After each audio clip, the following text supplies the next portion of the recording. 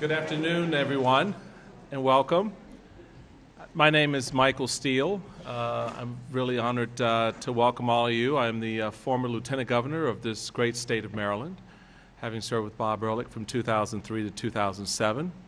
And I am more recently, and you probably read more infamously, the former chairman of the Republican National Committee from 2009 to 2011. And we will certainly get into a little bit what I discovered as the chairman of the party and some of the things that we did to, as I like to say, turn the elephant between 2009 and 2011, which seems to be turning itself back for some reason.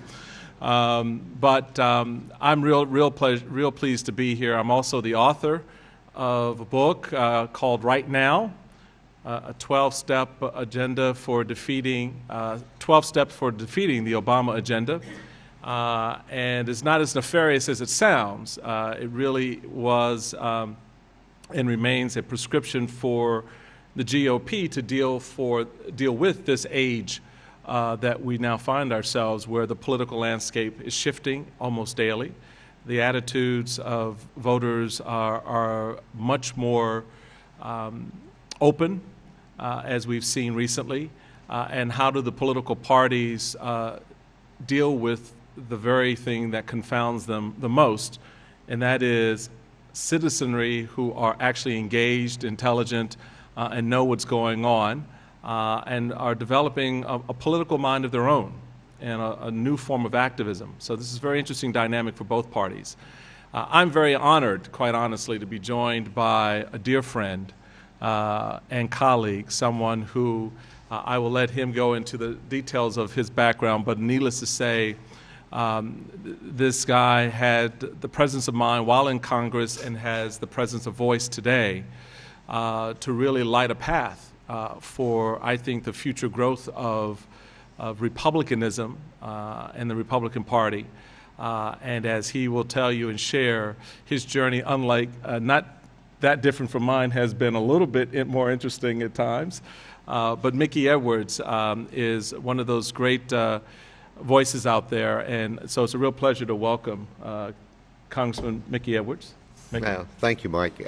First of all, thanks to Key School. Thanks for having this event, giving us a chance to come here and talk.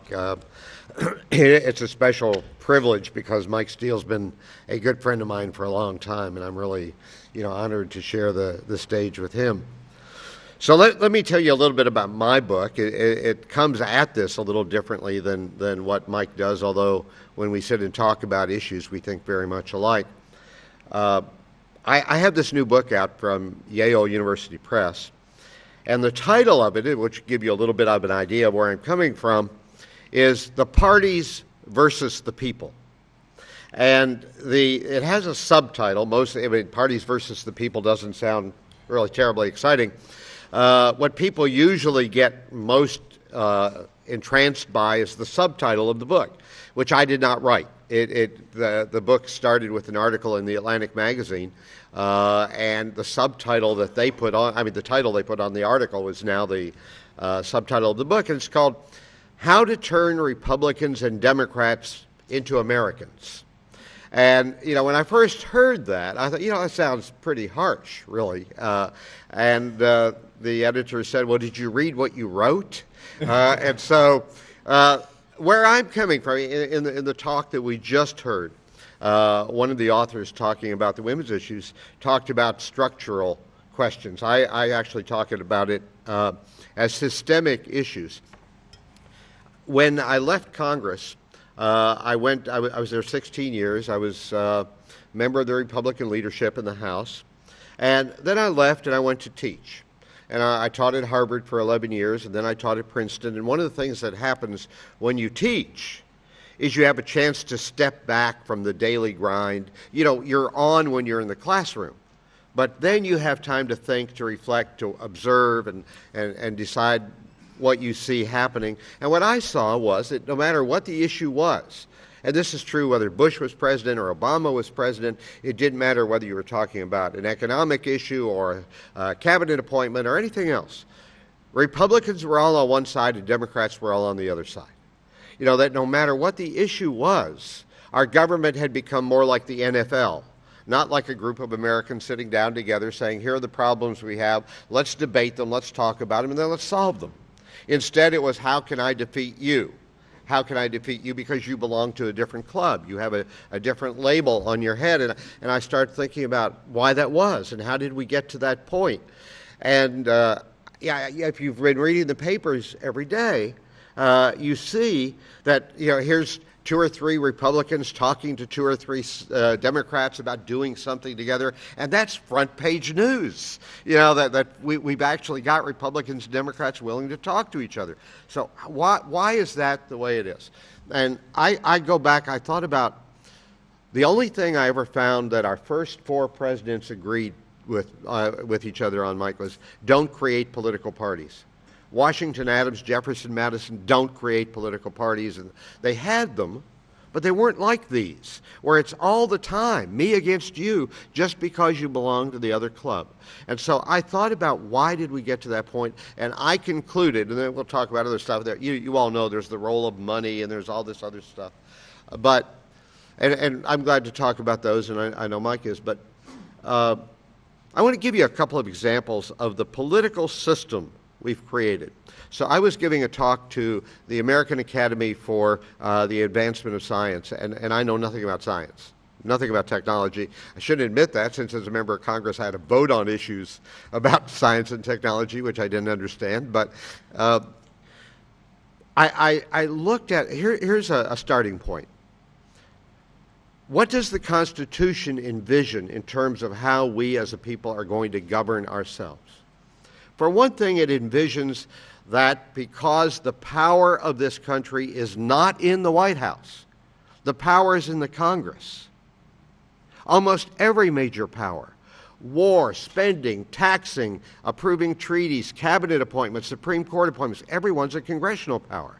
And the power was put there where the people themselves could control the outcomes. And the idea was the people are going to go to the polls, they're going to elect their leaders, and that's how the people control. Well, what happens if it's not the voice of the people that's being heard? So I want to give you 2 quick examples of the party system that we created and what happens. When Joe Biden became vice president, and there was an opening now for the U.S. Senate in Delaware, everybody knew who was going to be the new U.S. Senator. It was Mike Castle from Delaware, former governor and member of Congress. And he got challenged in a primary by a lady named Christine O'Donnell. And she beat him. Now, 2 things happened. One, Christine O'Donnell, there are 1 million people in Delaware.